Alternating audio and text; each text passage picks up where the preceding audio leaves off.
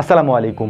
এমন 7টি জিনিস যা আল্লাহ রাসূল সাল্লাল্লাহু আলাইহি ওয়াসাল্লাম প্রত্যেকের ঘরে রাখা জরুরি বলে বলেছেন। তো চলুন আমরা জেনে নেই ওই 7টি জিনিস কি কি যেটা আল্লাহ রাসূল সাল্লাল্লাহু আলাইহি ওয়াসাল্লাম প্রত্যেকের ঘরে রাখা জরুরি বলে বলেছেন। 1 নাম্বার, জমজমের পানি। আল্লাহ নবী সাল্লাল্লাহু আলাইহি ওয়াসাল্লাম জমজমের পানিকে প্রত্যেক মানুষের ঘরে রাখা জরুরি বলে দিয়েছেন। স্বাস্থ্যবিজ্ঞান অনুযায়ী এই পানির উপকারিতা বলে শেষ করা যাবে না। নাম্বার 2, পবিত্র কোরআনের তেলাওয়াত এবং পবিত্র কোরআনের কপি। আল্লাহ নবী সাল্লাল্লাহু আলাইহি ওয়াসাল্লাম প্রত্যেক ঘরে কোরআনের কপিগুলিকে সংগ্রহ করে রাখতে বলেছেন এবং শুধু সেগুলি সংগ্রহ করে রাখলেই হবে না, নিয়মিত সেগুলিকে পাঠ করতে হবে এবং তা নিজেদের জীবনে কার্যকর করতে হবে। নাম্বার 3, কালো জিরা। আল্লাহ নবী সাল্লাল্লাহু আলাইহি ওয়াসাল্লাম 3 নম্বরে কালো জিরার কথা বলেছেন। এই কালো জিরা খাবার হিসাবে ব্যবহার করবেন এবং এগুলিকে ঘরে রাখতে বলেছেন রাসূল সাল্লাল্লাহু আলাইহি ওয়াসাল্লাম। নাম্বার 4, খেজুর। আল্লাহ রাসূল সাল্লাল্লাহু আলাইহি ওয়াসাল্লামের খাদ্যের মধ্যে সবসময় খেজুর থাকতো। নবী করিম সাল্লাল্লাহু আলাইহি ওয়াসাল্লাম খেজুর খুব পছন্দ করতেন।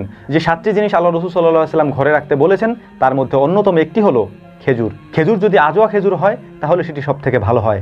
এই খেজুর অবশ্যই খাবারের মেনুতে রাখাটা জরুরি।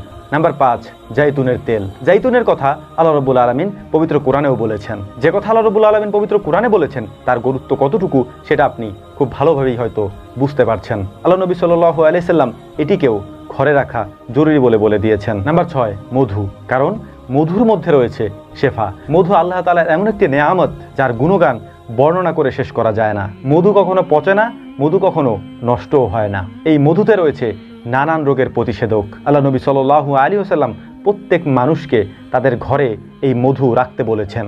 সর্বশেষ নাম্বার 7, সিরকা অথবা ভিনেগার। আল্লাহ নবী সাল্লাল্লাহু আলাইহি ওয়াসাল্লাম এই সিরকাকে প্রত্যেক মানুষের ঘরে রাখতে বলেছেন। উপরোক্ত এই 7টি জিনিস খুবই সহজলভ্য।